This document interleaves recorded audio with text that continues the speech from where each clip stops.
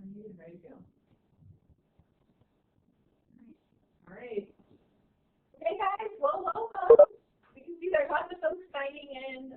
My name is Teresa Sheck. I'm an animal health specialist and a registered vet tech, and I work here in this space. So I'm along with one of your coworkers, I guess maybe your boss. I'm nobody's boss, but I am the person that's kind of orchestrating our animal ID information. Not kind of, that is my job. But this is for Easter Walk, and I thank you all for joining in. I know it's the end of the year and we all have lots of things to do, but I hope you find today's presentation very helpful as we look forward to our 2020 year. I know many of you have animal ID questions, and that's great. That's what we're here to kind of share where we're headed in 2020.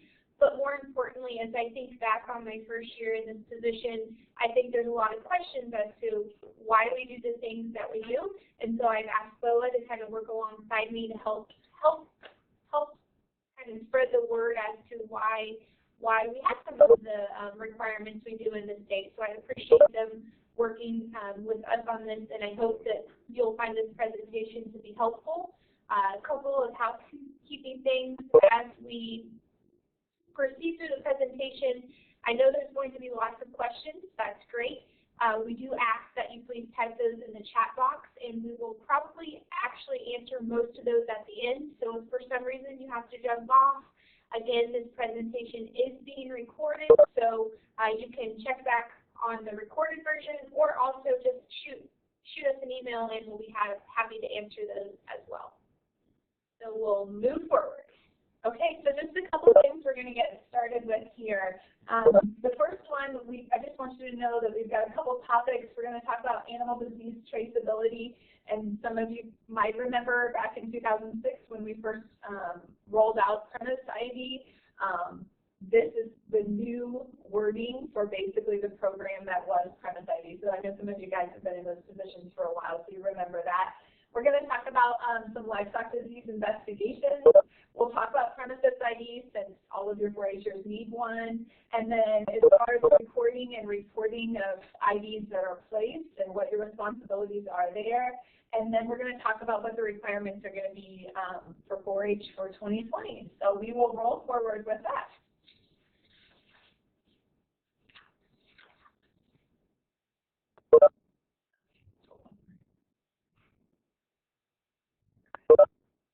So we're going to talk a little bit about, I know that 4-Hers obviously a lot of times care a lot about their own projects, and it's easy to forget that they're a part of a very big agricultural picture in the state of Indiana. So even though, you guys bring 200 hogs to the fair, just keep in mind that, Indiana is not a huge state, and we have 2 number ones. Neither one of those are IU, but just letting you know.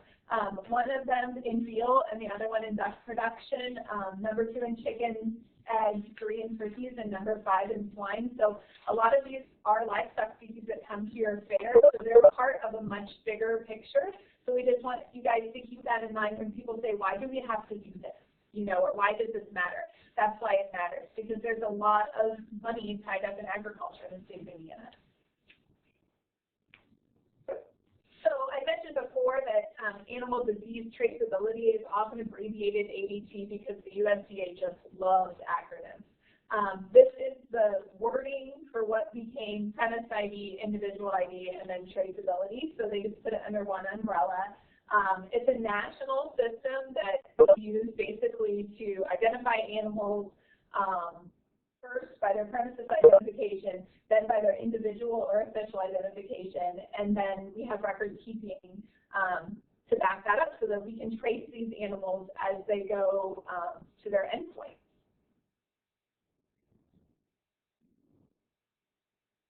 So I mentioned before that they're a part of a bigger system, 4-Hers are, and unfortunately these are, headlines where we've had to go in and investigate different diseases, just so that you guys know that these things happen in Indiana. These aren't just things that happen far away, like when you hear of exotic Newcastle disease and things on like the western coast, but these are all Indiana headlines. So keep in mind a lot of these are species that come to your fair. So premises identification is the foundation of ADT, or animal disease traceability. It basically is 911 for animals. It just lets us know you have livestock on your farm. So who has to have one? Oh, sorry, we'll go back one screen. So who has to have one? Basically anybody who sells, houses, livestock. All your 4-Hers have to have one, and basically they need to get that number from us, and the sooner the better. So if they give you any pushback, you can let them know that it's required by state law, and you can have them call me. I've heard a lot of things, so it won't hurt my feelings. Just so that you guys know, and so that the producers know, or the 4-Hers know, that this is confidential information. There's no way to look this information up online, and that's so that we can help keep our livestock farms safe from those who mean ill. So that way we cannot, there's no way to call and be like, I need so-and-so's premise ID. We're very strict about the confidentiality of our information, both with our 4-Hers and our commercial sites. So just so you know, if any of those species, they have to have a premises ID. But all your 4-Hers have to have one anyway. All right. Okay, so what does the premises ID look like? I know a lot of you guys are new or going to be soon with a lot of staff turnover. This is a premise ID letter here on your far right. The majority of these we email out, but some people have the printed version on cardstock paper and they'll whip it out of their wallet. Those bottom 2 cutout cards have the premises ID number and the address. It doesn't have the person's name, but there are people who've called me when their wallet was, you know, lost, stolen, drowned, etc., and they wanted a new card. So sometimes they'll have it in printed form. Sometimes they'll have it in a PDF emailed from us. Okay, so just a quick thing, I did mention that there's nowhere to look up premise IDs. If someone needs a premise ID, they can email us, and we turn those emails around very rapidly. So we check that email multiple times a day, and if someone needs to know what their premise ID is, have them email that animal ID at BOAH.in.gov, and we'll get those taken care of. And you can always put this bottom part of the slide out. You can get a premise ID before May 14th. And for us to help BOAH this year, we are going to send out 2 emails at sort of what I consider random times to help remind our 4-H families that, you know, it's winter time. They might not have anything to do, but they can go ahead and take care of that aspect of it. So I have scheduled, and I will make sure to send a note out to all staff, but planning to send an email out on February 3rd and March 16th to hopefully help not backlog BOAH on the day of May 15th, because we know that a lot of us, and I'll say myself sometimes too, can be perpetual offenders of waiting till the last minute to get things done. And so I think this is just a great way to remind our audience, as well as help them not have everyone in the state trying to get a premise ID on the same day. We'll go forward. So this premise ID is assigned to the location of the livestock. So if you have 4-Hers who are keeping livestock at a friend's house, a grandparent's house, they will use the premises ID that is assigned to that physical address. So we often get that question, and it doesn't make us any difference. If there are 4 4-Hers keeping their livestock at the same address, they will all use the same premise ID, and it's okay if they're not related. So just so that you guys know, the premise ID is always in a 7-digit alphanumeric format, and the leading 2 digits are always zeros.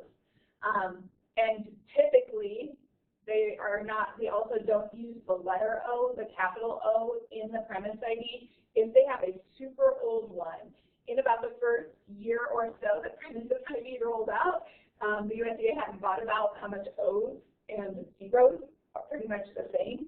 So they did away with using the letter O, the capital O in them, but some folks will have one. But just so that you know, they're a mix of numbers and letters.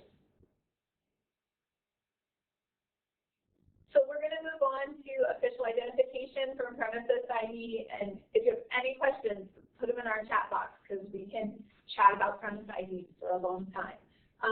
So this is official ID requirements for 4-H. So what we want to help you with is to get the right ID in the animals so that you have what you need for state 4-H as well as what you need for the state of Indiana for official ID. So how do you tell what official ID is? That's actually a very good question. All official ID has a little shield. That's what that U.S. shield is, and that means that that is an official tag. Now, if it doesn't have that, it's probably a farm tag, and you can feel free to cut it out. But official tags that have the U.S. shield, they typically say unlawful to remove, so you will do kind of a double take. They have to meet requirements to be permanent and tamper-resistant. Do not remove official tags. And that's one thing you can put out to your 4-H volunteers and to your your support staff and things when they're like, well, do we have to leave this in?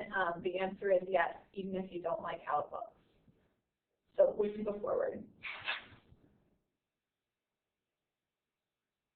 This is a slide that has just proper placement of a tag because I know that some of these end up with a lot of jewelry, and so how to best place the tag, and obviously you'll have this so that you can look at. This is a great thing for volunteers because I know you have well-meaning volunteers, and some of them are better with a pair of taggers than others, and you want to replace as few of these tags as possible.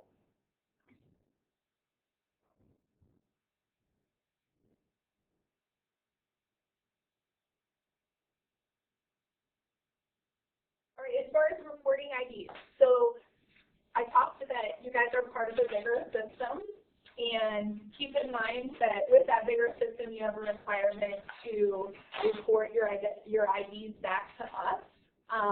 So once the premises exists and then the individual ID is allocated to that premises, we need to get that information kind of back from you so that we can put it in our system.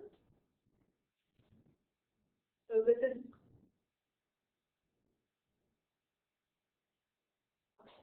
So what you have to do, we need from you guys all official ID that's applied to 4-H livestock. And you can use this really cool electronic reporting spreadsheet. You can go to that link and put in all the information so that way you don't forget to put the information in. So you're looking for things like premises ID, name and address, contact phone number, tag number, and species. That's basically the information that we need. At the bottom of that form, it says who to email it to. And all we need from you guys is to email us that, even if you email it annually, because I don't imagine, whatever works for you. Yeah. So with that, I recommend anytime I've been asked of when to email the spreadsheet, just generally after the tagging season or a busy season is done, trying to avoid any issue you may have had where tags have fallen out and things have changed. So I say between the months of July and early September, if you can get that to BOAH, that's fantastic. Another thing to remember too, we've had the question of how long we should keep those sheets in. A lot of times in our system we have the 7-year rule, but we have permission from BOAH to keep those on record for 5 years.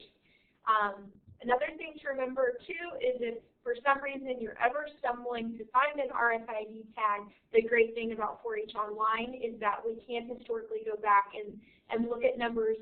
If you ever need to use that tool, we do have that capability using the 4-H Online system. So, and just a quick aside, I know that sometimes you guys get approached by folks wanting to purchase an RFID tag, or they just need one tag, and that's completely up to you guys, but keep in mind that you have to keep track of all of those IDs if they leave your office. So that will be a little bit of extra work for you if you choose to go down that path, because every tag that leaves has been allocated directly from the tag company to your extension office, so you have to keep track of it for where it's going next. If you need a place to direct folks who need more tags or who just need a few tags, their veterinarian typically will have them. They can order them from a tag distributor. They typically come in groups of 25. So if they're going to need, more than a couple for the next couple of years, they don't expire. So I would direct them that way. I mean, if they're 4-Hers and you feel comfortable distributing the tags, that's totally your call, but just keep in mind you have to put in the record-keeping piece for it to be valid. So keep that in mind if you have folks asking for RFIDs. So we have the age-old question of, my animal lost its ID tag, which happens, and when it does, what you'll do is you'll record the new ID number so that we can cross-reference that with the old ID number, and then you'll need to report that to state 4-H. That's not so much my wheelhouse, but then we need that reported to us as well, and you can report it on that same spreadsheet. Let us know it's a retag. We can take care of that. We actually can go in and void that tag that was lost so that hopefully it never shows up in another animal, and chances are that it won't. But just so that you guys know, if you need to replace tags, just make sure you cross-reference them with the old tags. And again, in the 4-H online system, we ask that you put in the comments section any changes that are made. It's also perfectly acceptable and fine to shoot me an email. What I do with those emails, especially for state fair-bound animals, is I actually start an email folder file. So I just take your email and put it in there in case, for whatever reason, something doesn't look quite right at the state fair. That's kind of my first mechanism of defense, to check that and make sure that we don't have a note on that. So it's not only important for you guys, but it's also important for myself. So as long as we're communicating that, that is very, very helpful. Okay, so what do you do, we'll go ahead and go forward, with previously identified animals. So when they come into weigh-in day, typically they will have some form of ID. Now some of them come in completely naked, and that happens, but a lot of them will come in with some form of ID. You want to look for that U.S. shield. Don't cut anything out with a U.S. shield. That's the take-home message. If you tell your volunteers one thing, don't remove anything that's got a U.S. shield. As far as official ID, you can't upgrade in technology, which means if it comes in with a metal tag, for example, if it was a sheep and you guys are placing RFID tags for a state fair-bound animal, you can completely do that. You just can't remove the previous ID. So you can add a 4-H or county tag if that's in the exhibition requirements. You also want to record all the IDs that are present. And that way you can cross-reference it, especially if you're moving up in technology. So for example, you're going from a metal tag and you're adding an RFID tag. You'll want to record all the IDs so that basically they can be cross-referenced. And then as far as what the exhibitors will put in 4-H online, typically they're going to use the official identification for that. So please fire us your questions too, because we're glad to have them. I know this is a lot of information.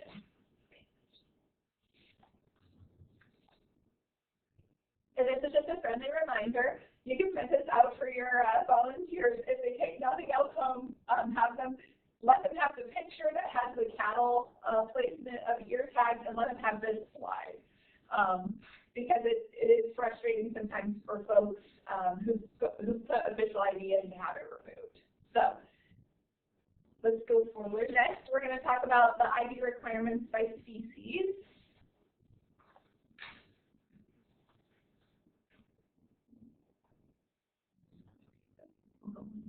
Okay, so just so that you know that all the state fair identification requirements our BOAH staff has looked at, they will meet or exceed any Indiana and USDA minimum identification requirements. So they will have what they need.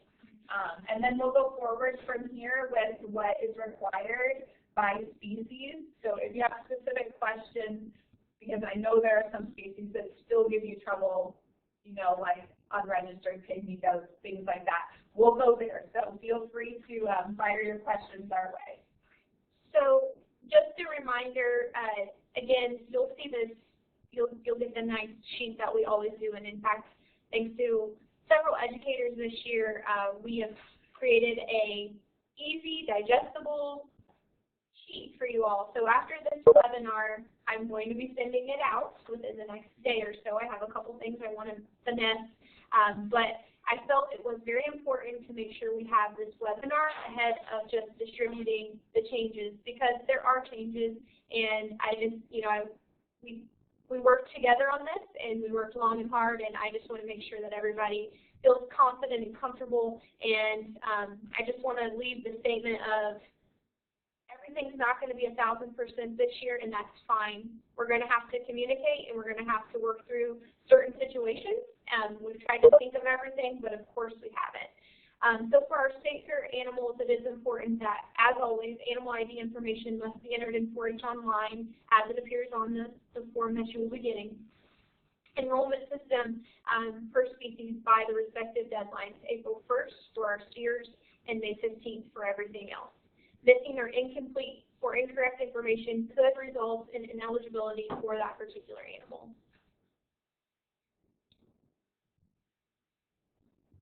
Okay, so we're going to talk about county cattle ID. You can see here that the minimum county exhibition requirements are one of the following. So if they come in with, or if they have an 840 tag placed by either you or by the farm, a news tag, that's the metal tag that's got like 32 is Indiana's prefix. They do not have to be Indiana tags, just so that you guys know. They can come in with a bright tag from another state. Then they may have official USDA program tags, things like brucellosis tags. They may have tattoos. So just so that you guys know, there's the county cattle ID requirements. And it's important on all of these that this is BOAH's exhibition requirements. So this is the minimum expectation that any open show. It doesn't oversight our 4-H expectations. So we still require for cattle in particular, they have to have an 840 tag, of course. They need to have the tattoo with their registered heifer, and then a county tag is applicable. I don't want you to think that, oh, we've met we'll just do what BOAH says. No, we're working together on this, and we got to make sure that they have all the information. We're not trying to say one is more valid than the other, so we have to make sure that our volunteers and staff know that, especially if you're sharing this information. Okay, so here are the state fair cattle ID guidelines. So they need an 840 RFID tag, a 5-digit county tag, and a DNA hair sample. That's been the same for at least almost probably 3 years now for cattle. So the DNA, while we're on that topic, another reminder I want to send out there before our tag-in days, we should try to eliminate volunteers pulling the DNA. That is the responsibility of the 4-H member or their family, so we want to make sure that we are putting that responsibility on them. Last year there was some confusion with some DNA hair sample envelopes that got collected at some county tag-in days. So by and large, I think we need to make sure we're sending the message that if that's happening, we're at a county tag-in day, that's perfectly fine, but again, putting that responsibility on a 4-H member or their family member is ideal to avoid any confusing situations. Registered heifers, again, 840 tags, tattoo, and DNA hair sample are our identifiers for our 4-H animals that are state fair bound. Minimal requirements, of course, would be for county level, 840 tag, and tattoo. Dairy females, this is some language we want to make sure that we're honed in on. As it relates to state fair, we want to make sure, of course, first and foremost, they have that 840 tag, but also they need to have the animal's registered name and registration number. And because of some of the age situations, we also accept the dam's registration number as well. This is a little bit different, but in the dairy cattle, not all dairy cattle have tattoos. So we want to make sure that if we have animals that are state fair bound, that they're definitely understanding the importance of having that registration information in there. Okay, we'll move on to hogs. So this one starts just like by cattle. Here are the minimum county exhibition identifications. As far as we're concerned, one of the following: 840 tag, a bright tag, a pin tag. Typically, you don't see those very often. I don't know if you guys see very many of them. Those are kind of driven by industry.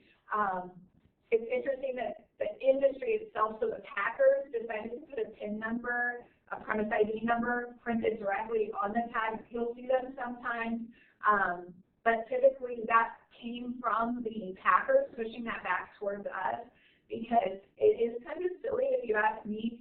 That's basically where the animal was, quote, finished out, but we all know it could have been on how many sites before that, including your county fair. So those are typically required by the packers in breeding animals that go to the kill. Ear notches and then tattoos. And then Courtney's part in there that all 4-H animals must have a proper ear notch and an A40 tag in 4-H outline. Hopefully there aren't any questions there. So again, no different story for swine this year. 840 RFID tag, ear notch, and DNA hair sample will help make sure that animal is properly state fair bound. All right, we'll move on to small ruminants. So here are the minimum county exhibitions, one of the following. So an official Tracy identification tag, they come in lots of colors, shapes, and sizes. So just look for the U.S. shield. An official Scrapie tattoo, so that has to begin with a postal code. So in Indiana, if it's an Indiana-born lamb or goat, more likely, it'll start with IN. Obviously, we accept them from other states as long as it begins with a postal code, and then it has a unique individual number. So here's an example. If your farm was Rollover Ranch, you might be ROR. So your flock ID tattoo could look like INROR. And then in the other ear, you would have something unique to that animal, something like 1, 2, 3, 4. They can't all be number 4. So just so that you know what the use of an official Scrapie tattoo is. Your registered stock is going to have a registration tattoo. It has to be legible. It has to be on the registration paper. And it has to accompany the animal. Same is true with a registration microchip. So that's just an electronic implant that is, they've gone to all 840s now, but there are still some old goats out there who still have a different series on the microchip number. And that is the same as having a registration tattoo. So the microchip has to be noted on the registration paper, and it must accompany the animal. If you need to read one of those, your wand reader will read it, or a microchip reader will read it. Registered goat people, a lot of them own their own microchip readers, and they'll provide that for you. So I know there's a lot of confusion about what to do with wethers and animals that come back year after year. So wethers younger than 18 months of age must bear a unique and permanent form of identification. So if you have wethers under 18 months, a county tag will suffice for them. Now, once they cross over their second year of 4-H, they're going to have some other form of official ID. So, and then Courtney can talk to you about all of the 4-H animals have to have it listed in 4-H only. Okay, so we're going to go forward with state fair sheep ID, because this is where there's some new information. Drum roll, everyone. So I'm sure you all hopefully received the announcement that we are no longer doing the retinal imaging, which for a lot of people, we had a lot of fans of that, and then we had a lot that are breathing a sigh of relief. Just depends on how you felt about that technology. But moving forward, we are trying to keep it consistent across the species with what we're doing. So again, for market lands, similar to our, the classic example here I'll use is a steer. So or a crossbred heifer, we want to make sure that they have that 840 RFID tag, they have a 5-digit county tag, and then also they will have a DNA hair sample. So we will have information sent your way about, not today, not tomorrow, probably at the first of the year. Luckily we have some time, but on how to pull that DNA, as well as where we are purchasing the tags. Before I go any further, I'll just give you the little spiel on the tags right now. The tags at this point in time, these tags are called shearwheel tags, and shearwheel tags are only manufactured in the UK. You might be thinking, well, surely why can't we just use a tag list made here in the United States because it's a lot easier to purchase? And to be honest, you're not wrong. But just like any good research or any good scientist, these tags have been tested. They've been piloted here in Indiana as well as throughout the United States. But more importantly, they've been tested in some what I like to call wild country, where they have sheep that are going up into the mountains and goats that are going up into the mountains with these tags and just various outlays of land. And the tags are withholding the daily wear and tear of this. And I know I get a lot of calls on tags that have fallen out, specifically the round tags that we use for our other species. So when I was looking at making that change, this tag popped up thanks to some of the veterinarians here at BOAH. They brought these tags to my attention because they are durable. You'll see in a minute the placement of them.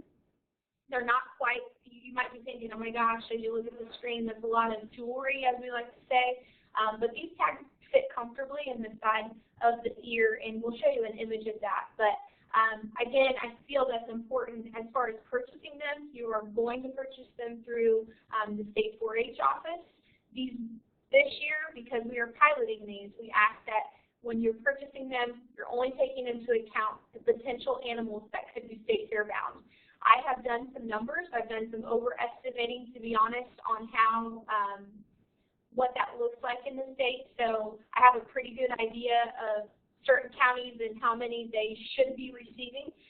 So again, we're not going to tag, just like we would in retinal image, in most cases, every single animal that's going to the Indiana State Fair. So we're just using these tags this year for those animals that are going to State Fair, not our county animals. The other thing I've had questions on, just from conversation with educators, will our standard taggers be able to apply the tags? The answer is no. So thanks to some funding that I have through the 4-H Foundation, I am going to be, again, distributing taggers based on numbers through 2 counties at no cost. So the taggers at this point are free. I will have some extras too, should there be any issues that we can kind of share throughout the state. Of course, making sure we're disinfecting those for each usage. But again, I think it's important just to say that. I'm going to go back because I feel like that should have been said before I even started in on this section, because I know there's lots of questions with that. But again, it's a new year, it's a new thing, so there will be lots of questions. It's perfectly fine. So back to our state fair, sheep ID. What's that look like? 840 tag, county 5-digit tag, and a DNA hair sample. Same with commercial use. They will have an 840 tag, a 5-digit county tag, and a DNA hair sample. The commercial use could also have, and hopefully they will if they're following protocol, a scrapie tag. Registered use will have the 840 tag and the ID that matches the registration paper. So Teresa, that could be a tattoo or a premise ID, or it could be like a farm, or excuse me, a scrapie tag, or a farm tag, or a tattoo. Okay, so scrapie tag, farm tag, or a tattoo, and a DNA hair sample. I know this one's going to have questions again, so just if you have any, there's no such thing as a silly question, because I'm not kidding you, I have spent a lot of hours dissecting this information and trying to figure out what will work best. So just an aside, if you have, just keep in mind that as livestock comes in from other states as well as farms in Indiana, when it leaves the farm, when it leaves its farm of origin, it typically will have a scrapie tag in. If it comes to you without a scrapie tag in and you put an 840 RFID tag in, they do not have to go back to the farm and get a scrapie tag. I wouldn't advertise that far and wide. It's actually kind of the same situation as when you get these, let's say, dairy starters in, which is probably on. We have tons of those in our county. They should have left the farm with an official RFID tag because they're a dairy breed and it doesn't matter how old they are. But when they get to you, you can apply it. That doesn't mean they have to go back to the farm and get additional ID. So the RFID tag that you're using for state 4-H is an approved scrapie tag. So I want you guys to know that. I probably wouldn't advertise that far and wide, but you're going to have some animals that have a little bit of bling, especially here as we get started, because they often will have a scraping tag in. Your registered use could have a collection of tags. And some of them won't. There are some big farms here in Indiana that I can think of, like Pose, that are using the RFID tags as their primary scraping identification, so they won't come in double tagged. But you're going to see, especially here at the beginning, that a lot of them are going to have both a scraping tag and an RFID tag for 4-H. Okay, now we can go on to goats. Okay, so goat identification. You've got meat goat wethers. They're going to need an 840 RFID tag and a 5-digit county tag and a DNA hair sample, so they're exactly like the market lambs. You guys now have a division of market goat females, and they have to have an 840 RFID tag, a 5-digit county tag, and a DNA hair sample. Keep in mind that unregistered goats at the county level continue to be a problem, I know, for you guys, because families want to know, well, we're not going to the state fair, so what do we have to do? So they have to have some form of official ID in because they are females. So that doesn't matter if they're dairy or meat-type goats. If they are La Mancha crosses or have no ears, they can wear a scraping tag on a collar. So typically that's like one of those thin nylon dog collars, and the tag is kind of clipped through the hole so that you can't really easily get the tag off. Do be careful if you're applying them to little goats and that are going to grow. But just so that you guys know, there is a way to get through it with the unregistered animals at your county level. And we are always happy to provide you with support. So if you have questions on what to do with unregistered goats, please let me know. Put your questions in, or we will help you with that. As far as registered boar goat females, so these all have registration papers, so they're going to have pre-registry tattoo. They're also required to have a DNA hair sample. All right, we're going to move on to the dairy wethers. So they will just need a 5-digit county tag or tattoo. They don't have to have an RFID. Your registered dairy goat females. So these have a re-registry tattoo that matches their registration papers, and this is an ADGA sanctioned show, I believe. So they have to have, the tattoos have to be legible, and the dairy goat folks are very used to, they are either tattooed in the ear or in the caudal fold, the tail fold, if they don't have ears. They're easy. Registered pygmy goats, they will also have a tattoo or a microchip that matches their registration papers. Unregistered pygmy goats have to have some form of official identification. And that's because unregistered pygmy goats are fairly populous, and you're going to have a few come through your at both the county level and the state level, but just so that you know, they have to have some form of official identification to be exhibited.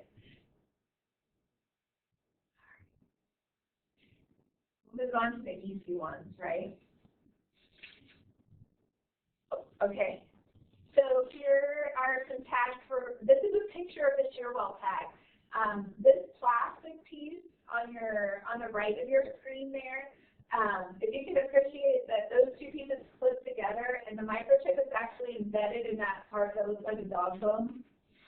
And these tags have a super high tag retention rate, especially when properly placed. They've used them in big spots in places like Australia, New Zealand, and they have like a super duper retention rate, like well over 95%. Do not use cattle button tags in the sheep and goats, because people are going to say, oh, well, we put this in, and it's a cattle tag. Because it's a difference in the ear structure and probably the strength of the cartilage, those cattle tags are just too heavy for sheep and for goats. And then sometimes it will even drag their ear down a little bit. So I just want you guys to know they need to use the shearwell RFID tags, not just any RFID tags. And I've mentioned this before, but if you need something that will read these and your county does not have a wand reader, if you have a small animal practitioner, veterinarian in your area who has a microchip reader, or a goat breeder who has a microchip reader, that will pick these tags up because it's just a microchip embedded in plastic. And just so you guys know, they can come in lots of colors. They actually won't come in solid blue. That's a slaughter-only tag, but just so that you guys know. We're getting 4H green. So 4H green, everyone see that lovely color, Kelly green. And Gary pointed out, Gary served as the breeding new manager for several years at the Indiana State Fair, that yes, some language that somewhere along the line, it will be either, they will need to have an 8, those commercial use will either need to have an 8, will have to have an 840 tag, but they either need to have a county tag or a farm block tag. So they'll more than likely be coming to see you to get an 840 tag, but they may or may not have to have that county tag. Thank you, Gary, for pointing that out. I think somewhere along the lines between our passing information back that got lost and muffled in the shuttle. So sheep and goat DNA will be due on May 15th with everything else, yes. And then for our horses, llamas, and alpacas, nothing there is changing. It still will be our color picture that we have required. So, okay, so we just got that we lost audio, and we're so sorry. Let us go back. We will help you. We'll go back to the previous slide. Can someone tell me if you can hear us now? I'm seeing yes. Okay, so we'll go back. Tell us about this slide. So are we good? Can you hear us okay? Do we need to go back to the shear well slide or to the goats? Shear well. Okay. Okay. Yeah, so just so you guys can see, this is just an example of what your shear well tags are going to look like, and you guys are getting them in the Kelly green and the 4H green. So just so that you know, this is an official USDA approved tag. It's a plastic tag. There's a microchip embedded in it in the part that looks like a dog bone. So this can be read by a wand reader, by a microchip reader of any variety. The company itself also sells like handheld devices, PDAs that can read the tag as well. But they will have like one long 15-digit number. And obviously, you guys know 840 is the international code for the United States, so they will all start with 840, and then they'll have a series of 15 numbers that follow. So, and Gary had asked a question, and I want to make sure that everyone hears. If we go back to the sheep slide.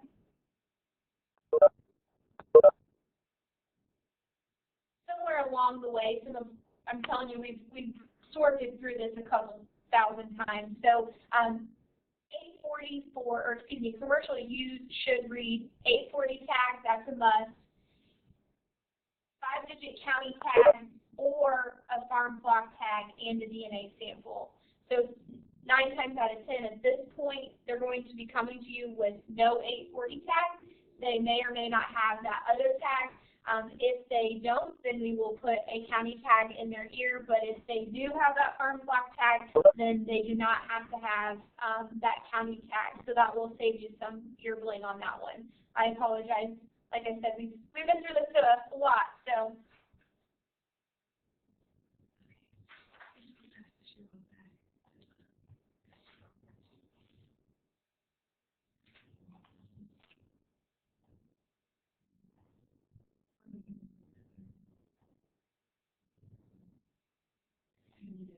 Katie, to answer your question, if families have their own 840 tags, if they're already in the ear of the animal, then again we would just visually state that and record that information as we mentioned.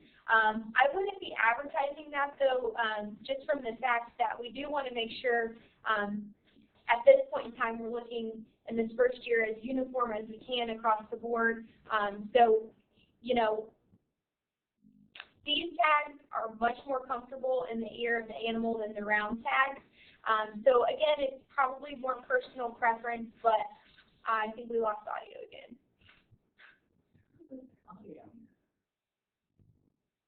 few people that can hear. Answer the question about RFID scanners. Yes, and we can text. Okay. All right. Can you guys hear us? It doesn't seem to. Some people can hear us and some can't. Okay. Explain some of these comments. All right, we're sorry. Katie, if it comes to you with an 840 tag, obviously don't remove it. We're not saying families need to go buy their own. We will be providing them just as we would with any other tag. So if they come to you with them, then again, it's more of a visual, these are late, thank you for coming, that sort of thing. But obviously, we're not going to dual put tags in their ears, dual put 2 RFID tags in their ears. That's unnecessary. So for this first year, I expect to see a lot of or a lot of sheep. I don't know what sun is. I'm reading as I'm talking. Sorry. I expect to see a lot of sheep coming to our weigh-ins, but as word gets out, this will probably change a lot of our club land producers here in Indiana, what they're doing with their tags. So it may become a process where we're just scanning them or reviewing them as they come to our weigh-in days and giving them a county tag if applicable, or just checking off that we've seen that animal here in the future. But and I know this time of year, a lot of fairs and fair boards are reviewing their rules for next year. This is a good time to hash out, the rules you want to change or make better for next year. I would recommend that you revisit any of the rules that you have on identification, especially in your goats and sheep, because historically these unregistered animals that weren't state fair bound have been able to fall through the cracks. And I can appreciate how that happens, but you need to, consider putting in your rules that official ID needs to be placed in them. And really, when we trace a positive animal, it has been exhibited in 4-H in Indiana, and this was a recent trace. And the animal had been tattooed along the guidelines that the county had put out, which included a tattoo was placed. So, for example, if the child's name was Quincy, they put Q1 in the first goat he was showing and Q2 in the second goat he was showing. So those are completely useless tattoos, even though they fulfill the requirement maybe for your county expedition. That really slows us down when we're trying to trace them through on the disease front. And we really appreciate you guys doing your part to help keep our traces as quick and painless as possible, because it takes us a long time to try and sort that out. Imagine that there would be no way for us to know what a tattoo like that means, or even what state to start looking in. So I just keep in mind that if you're remodeling rules right now, revisiting especially your unregistered goat rules, this is a good time to do that. And if you need help remodeling them, we are more than happy, including myself. I've helped several counties write or rewrite some of the rules so that they read to the guidelines, because if they're not state fair bound, they're not going to have an RFID tag. So if you need help with the nemesis that is the unregistered, go to the county level. Please let us know. I know sometimes you have little baby goats, and really baby goats are no exception just because they're adorable. So if you need help with those, just let us know. Baby goats fall into the same category as official ID in goats of any age. The only exception of them not needing official ID is if they're wethers under the age of 18 months. So they have to have some form of ID if they're wethers under the age of 18 months. But it can be something as simple as a county tag. Actually, it can be any unique identifier under the exhibition rules.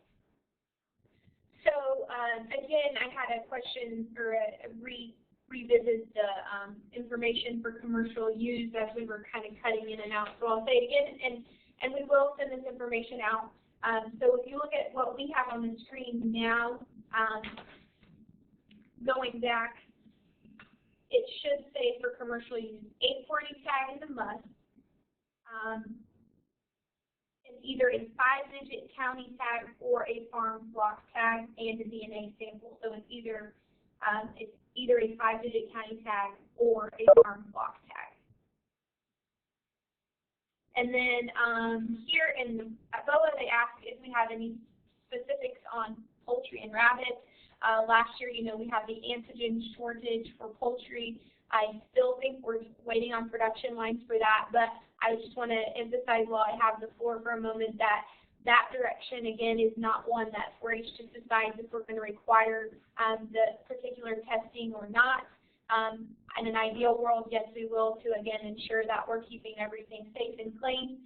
But look for more information on that. You can refer to last month's November CCC for more info on where we're at in terms of that.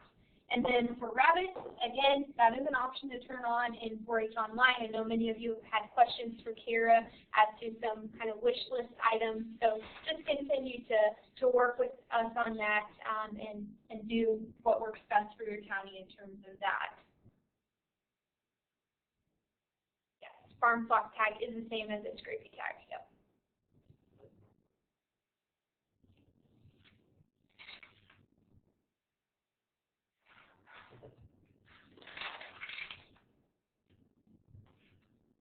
If there's any other questions, feel free to type those in the question box. Or kind of, again, this is a nice way to archive it. Yeah. And just like we did with the DNA, I'm hoping that we can find some sheep and goat producers that will let us put some tags in. There's a family, Heather, in Johnson County. The Poe family has been using those tags, so I might see if I can visit Stan and have them do a little demo on how to put those tags in and send that out for all of you. And Cheerwell, the company, has some really good videos that are really easy to read. I mean, it really doesn't make a super big difference because that tag is, I mean, it could be reversed really without any consequence. But Cheerwell has some really good videos on the best placement of those tags, and they're on YouTube, and they're really well done, actually. They show you exactly what to do and where to put the tag. We do have some producers using those RFID tags. If you get some Poe sheep in your county, they will have them. I mean, they're available across the United States, so you can even get sheep and goats that have been purchased outside the state of Indiana that come in with them. I won't say that they're the most common tag you're going to see yet. The USDA started giving them away for free for new producers just this September. So there aren't a ton of them out there, but there are some. And some folks may switch to using them just so that they don't have to add another tag, which is perfectly fine. Producers can purchase them themselves directly from the company. Just like with the other tags for record keeping, we'll use the same spreadsheet and make sure we get that to go at the end of what I consider our season. Our season never ends, but that should be great. If you have a family, I lost that question. Where'd it go? If you have a family that's not going to state fair at this point, yes, we would just request that they have the minimum BOAH requirements as well as a county tag in their ear.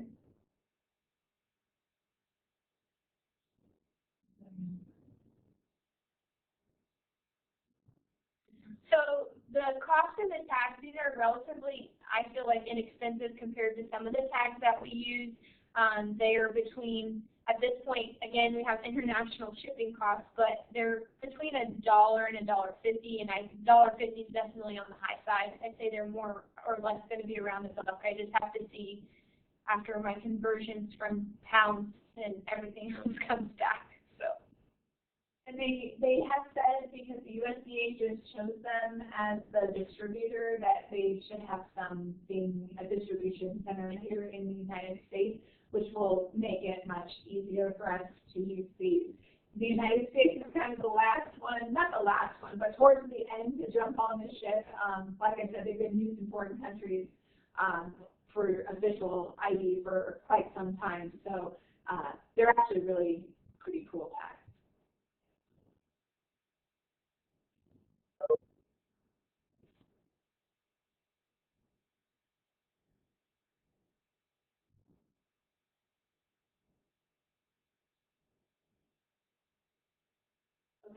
So we have a question. If the shearable tag is only for state fair-bound animals, what RFID tag should a county use if we follow state fair animal rules? So if you're talking sheep and goats, which I think you are, the only RFID tag for sheep and goats is the shearable tag. It's the only one that exists. But at this point, we're asking counties because of the way that they're having to come. Like I said, we've estimated how many sheep and goats you've exhibited. So at this point, we're not putting, counties are going to have to be aware that we're not going to be distributing necessarily the amount of tags that you would see at your weigh-in. So for this year, because of the way that we have to get these and the cost involved and that it's a pilot, we only ask that you factor in, and I know how many that you factor in for your particular animals that you generally send to the state fair. And we again have overestimated, but we're not looking to necessarily tag every single sheep that comes to our sheep and goat weigh-in with these tags. If you want to purchase them for your county, you can purchase them yourself, just like you could purchase 840 tags for cattle. So if you wanted to put them in all of yours at your own county expense, that would be up to you guys. We can talk. The biggest thing is, at this point, I want to make sure that we have enough tags for those animals that will be state fair bound. Like I said, I've overestimated, but we never required any county to retinal image every single sheep or goat. That would have been quite time consuming, but if you did that, then that's something you've worked out. So I want you to think critically about those animals that are state fair bound, to think in terms of when you're wanting to purchase them from us. Okay, I'm going to go answer this question quick. I'm assuming the shearable tags take a different set of RFID taggers in place in the sheep and goat, and that's correct. So the cattle tags and the swine tags are from a company called Allflex, ALLFLEX. They've taken Allflex Universal Tagger as the red-handled tagger. The shearable tags will only go in with a shearable tagger. So they do not shear well. And because of the design of the tag, you don't want to break one. They won't even load on the other tagger. So yes, you need a shearable tagger. Yeah, the taggers will be, you will have your own sets of taggers in your county, at least 2 to 3 depending on, again, the numbers. Pandora, to answer your question, so when I say state fair numbers, I wasn't truly counting how many were shown at the state fair. I was counting all of the animals that were marked state fair eligible at the Indiana State Fair. So again, it's quite a bit of overestimating.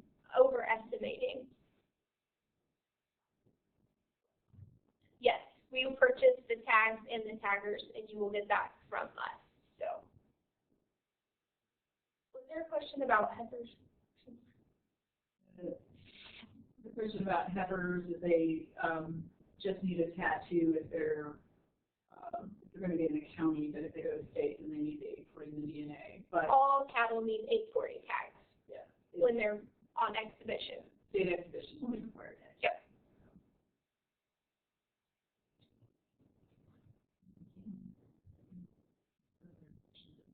Okay.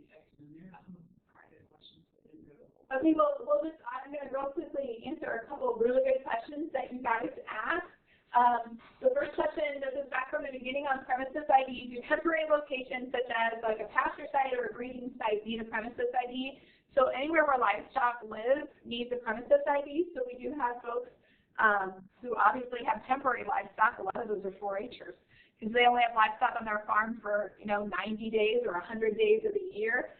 So yes, they need a premises ID there.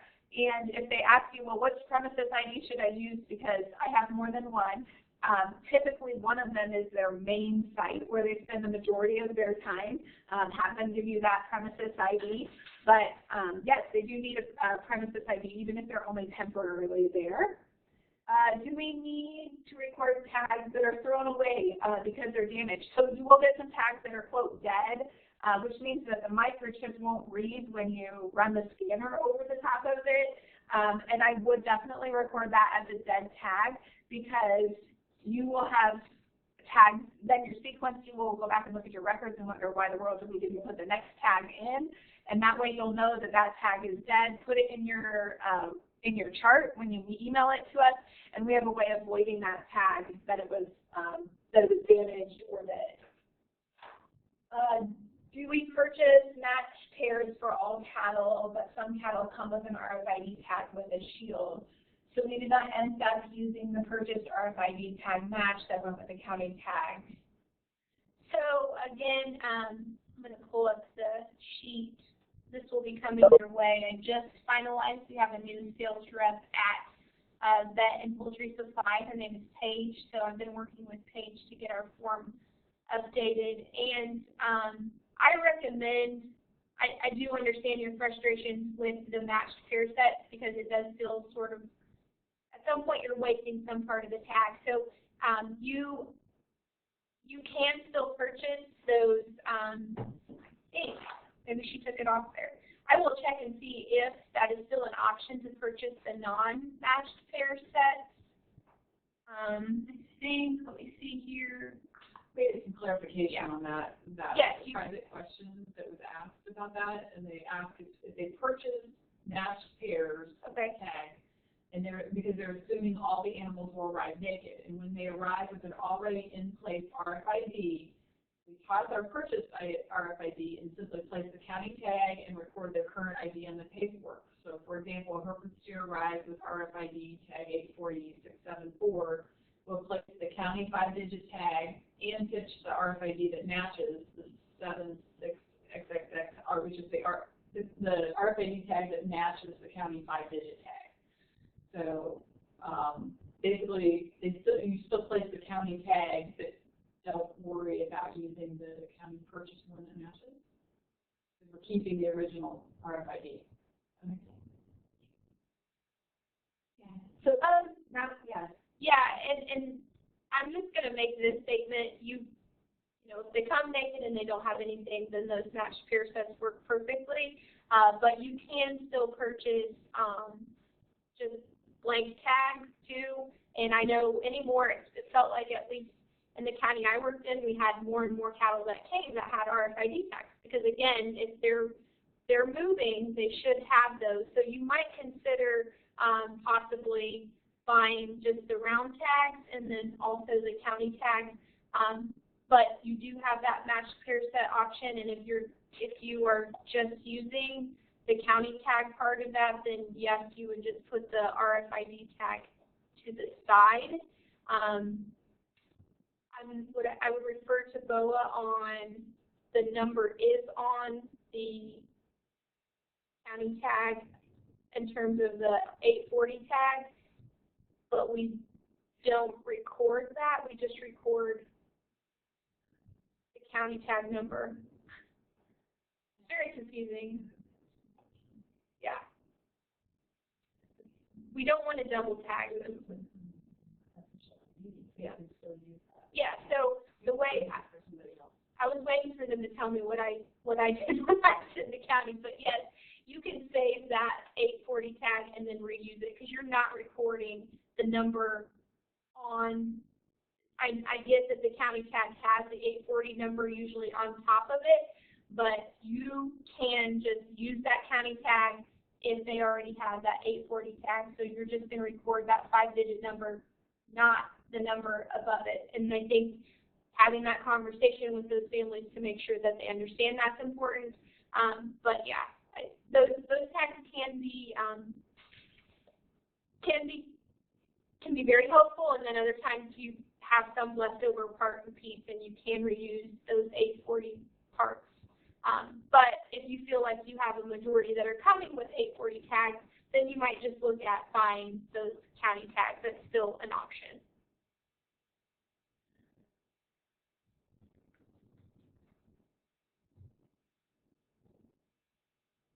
So again, you're not going to order the tagger. The tags, we are in the, this requires wiring money, all sorts of new international exchange.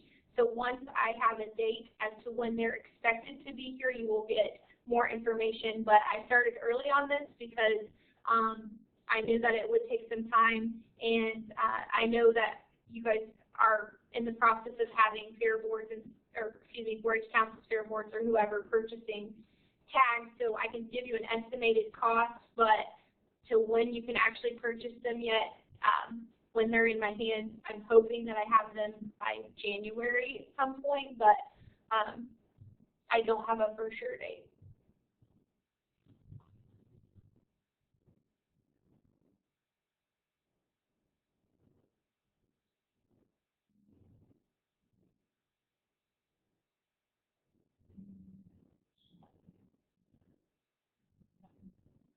And again, this is Courtney, but if from the purchasing aspect or any of that sort of clarification, feel free to give me a call or shoot me an email. We can go through things. It is a learning experience, and we will learn together on this. Please don't feel bad that you're so sorry that you didn't record all the IDs. All we can do is do the right thing from here forward. It's no problem. You now know, so you won't, now you'll record IDs. The chances of us having to go back and trace those animals, most of them have reached their endpoint. Please don't stay awake at night and feel bad about what happened.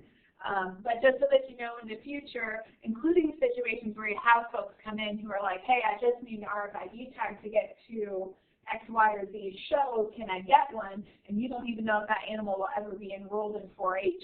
That might be some terrain where you tread lightly on whether or not you want to be a tag distributor for animals that may or may not end up in your system in the 4-H program at some point.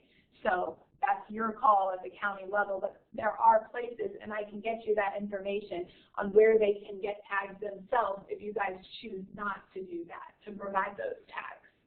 But if they do, they should be recorded. But if you do it, then you have to record it. So, I mean, it's not a ton of extra work, but it's whether or not you want to go into the business of kind of redistribution of tags.